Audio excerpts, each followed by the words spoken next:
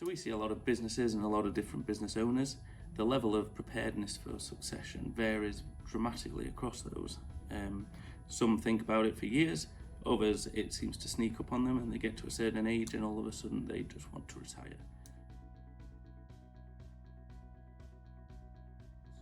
And this tends to be where a business owner has already identified who they believe the buyer of their business is going to be.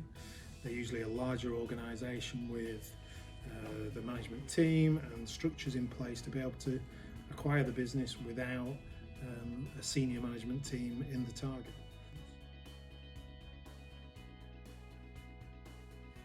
So we get asked this quite a lot now. Certainly now we've been doing a lot more employee ownership trusts, and I think our view is it really depends on the company. Some companies are very well suited for employee ownership, and the succession makes it easier from a deal negotiation point of view and smoothness of transaction. But what we do find is owners have to spend more time in the business. Quite often a succession through employee ownership requires the vendors to stay around a lot longer or take more active involvement in passing over responsibilities to a wider pool of employees. So we'd advise that people come to see us around 3 years in advance of doing the transaction. What you can do in those 3 years is you can plan to make sure that your company is in the best position to sell. There'll not be a lot of work for other professional advisors during that time, but you can get on top of your debtors and your customers.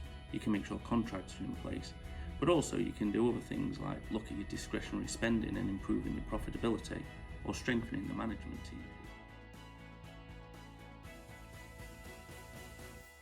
We work with a broad range of businesses across all sectors, at all stages, and we've advised businesses where they're thinking about succession 5 years out, and we've also worked with businesses where they've got no succession plan and need to put something in place quickly. We've got a broad experience of working in business as well as in corporate finance. I think we bring a wealth of experience in helping people think about succession and putting a strong plan together.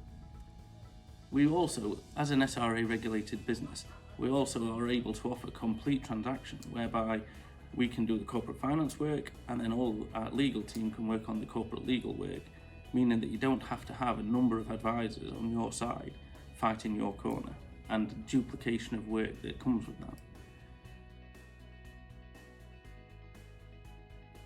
The top 3 tips I would give if you're planning your succession is to plan early. Come and see a professional advisor such as Henton's Corporate Finance early on to make sure that you're getting the best possible advice. You've got to have red flags in a transaction. There's certain things that can't be negotiated on, and as long as you know those from the outset, it just helps to ensure that boundaries in the process are actually kept.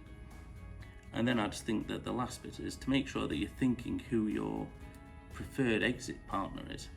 There are different things you can do for your business to make sure you're selling and promoting your business in the best way to the potential exit buyer.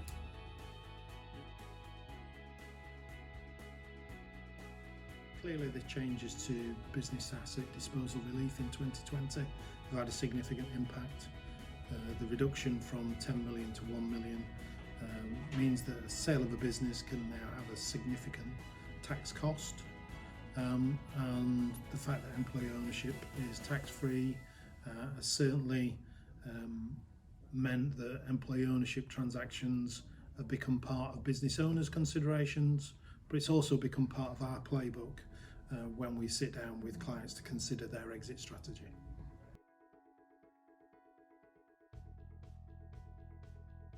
So I think tax is the starting point, and it's certainly encouraged people to consider employee ownership where they previously may not have done.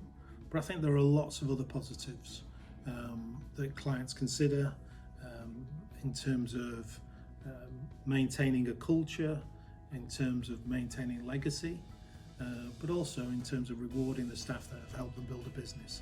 And certainly that last one is a significant driver for people deciding that employee ownership is the right exit route.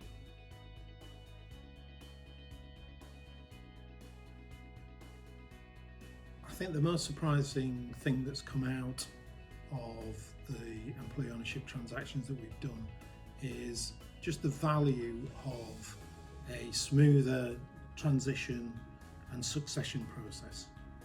The deals that we've done, the founders have tended to stay in the business and staying there for a little longer, but also think about recruiting and building a senior management team to take the business forward. So that's probably the most significant surprise that we've seen in employee ownership transactions. There are clearly situations where employee ownership isn't right, and it would be wrong if the tax savings drove the decision to pursue employee ownership. The best examples are where businesses are very entrepreneurially led, and that's a key element of the success of the business, and so employee ownership may change that, and we think there's a risk that the business might not continue to be successful. I think the other obvious example is where there is already an established management team who are expecting to lead a management buyout at some point in the future. So when looking at the risks for the vendor of an employee transaction, there's a balancing act between selling the company to people that you know and trust as opposed to a trade buyer who is potentially unknown to the business, against waiting longer for your money or having a lot more of your deferred income tied up in the business and the success of that business.